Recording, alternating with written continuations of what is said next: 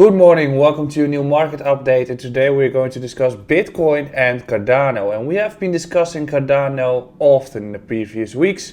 We've also been discussing Cardano and the fact that you shouldn't be doing or having FOMO at all, and you should be waiting patiently to get filled on your orders with Cardano.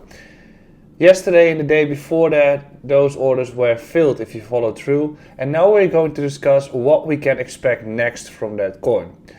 But before that, do not forget to subscribe beneath, like the YouTube update, and also follow me on Twitter and Instagram where you can find daily content on the markets. So let's discuss Bitcoin first. As we can see that we have dropped south, and also the conclusion is still that the low around 43 and 44 is still acting as support. And yes, I've mentioned the fact that once we are going to lose 49k, the chances that we're going to fall through to the other side of the range is significant. So the corrections never go into a very normal way. They always go into a very vertical move. And this one happened within 1 hour, in which we crashed from 48 to 42 on the futures. Over here on the spot we did 42.8. And since then we are just consolidating and we have made a bounce. So what should we be watching with Bitcoin at this stage? Well, of course we have to watch whether the support level between 43 and 44 is going to hold. And if that is going to hold, we are back into that range construction where we most likely are going to get a retest of 50k before we're going to decide which way the market is going to go. Most likely it will be upwards, but you never know what the equity markets will be doing. But the chances that we're going to have a retest at 50k is significant if we do hold between 43 and 44.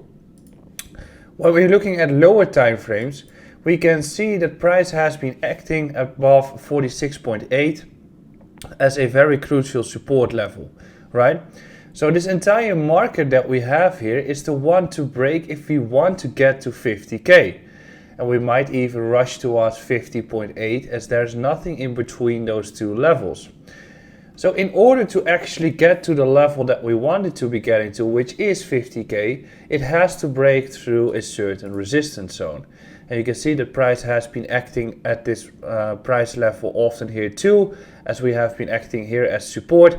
And this level here that we have at 46.7 is the level to break for a bullish continuation to be happening. So I'm even going to zoom in some more, but what we discussed yesterday in the creation of a potential higher low, that is actually the case right now. So we are holding above 45.7, we might still even retest around 45k, but preferably if there is serious buyer's pressure, you want to see it sustain above 45, high 46. And if this range consolidates, we can arguably say that we are making a higher low once again. So in that case, we want to break through this lower highs and downtrend structure, in which we want to break a new higher high, which is around any of these ranges. And then when we get there, you're going to look at the fact of whether we are going to make a higher low and flip some levels, and then we can see continuation. But holding 45.7 would arguably say that Bitcoin is going to crack through 46.7 towards further continuation. Now, we also discussed Cardano, and Cardano is seeing a significant bounce from support. We just briefly touched the fact that once it breaks a certain level, in Bitcoin's case 49k, it usually overshoots to the other side. And that is just a very vertical candle in which no real bounces have been happening. So that also works the other way around. So I'm going to erase this for a little. Over here you can see that we've got those vertical movements, right?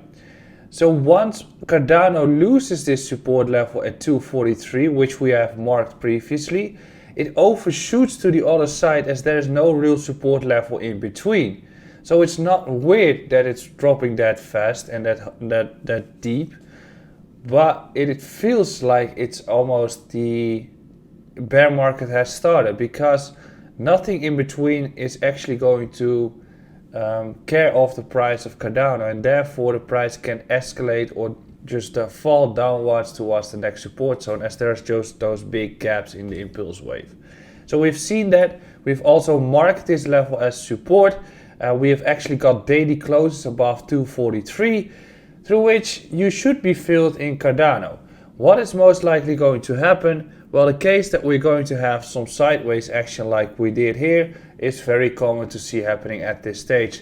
As we've just had a big impulse wave, another impulse wave to the downside, then you get a period of some compression happening most of the times. You never know it for sure. And then once it breaks the high, it starts to overshoot towards new highs. And that you can determine through Fibonacci extension.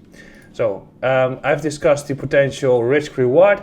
If you were buying here, then your chances that we're going to fall deeply is significant, implying that you have a higher risk. But if you're going to buy around these ranges or in the 243 zone, your risk is lower and your chances that you're going to make a good trade are getting higher. So your risk reward is just getting better. So when we are looking at the next target zones, then you can look at Fibonacci as the next tools to watch. So we've done it previously with this one. Previous high is to 1, previous low is to 0. Target zone $3.35. We've got to $3.10.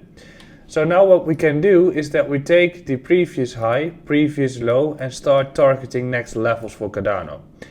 And we can see that those levels are pretty much in line. So the first real level you should be looking at is $3.80. The second level you should be looking at is around $5. So is Cardano going to run to $5? I think it will, but we will be having some consolidation, and once we get somewhere in this region, I think it should be getting time to start taking care of profits and taking care of your positions overall. Cardano against Bitcoin. We have been discussing this topic over and over in the previous weeks. Impulse wave, heavy retest, consolidation, continuation, and another impulse wave. Another impulse wave, heavy correction, consolidation. This one was more downwards given the market structure. And after that, breakout of the downtrend, heavy impulse wave to the upside. Another retest of the previous levels, just like we have been doing here. We've been filled nicely in those areas. And if you were placing your bids in those zones, and you should have been taking some patience, you're up about 21% in the Bitcoin pair, and I guess about 30 to 35 in the USDT pair. What is most likely going to happen? I think we're going to have some consolidation before continuation, and then we can start targeting 8200 sats, which normally would be a price of about $4.5 to $5.5 per Cardano when Bitcoin starts to grind up as well. I hope you have enjoyed this update. I'll be back later today with the latest news and also some more TA if there is some more to discuss. Don't forget to subscribe beneath and like the YouTube update, and I'll see you again soon.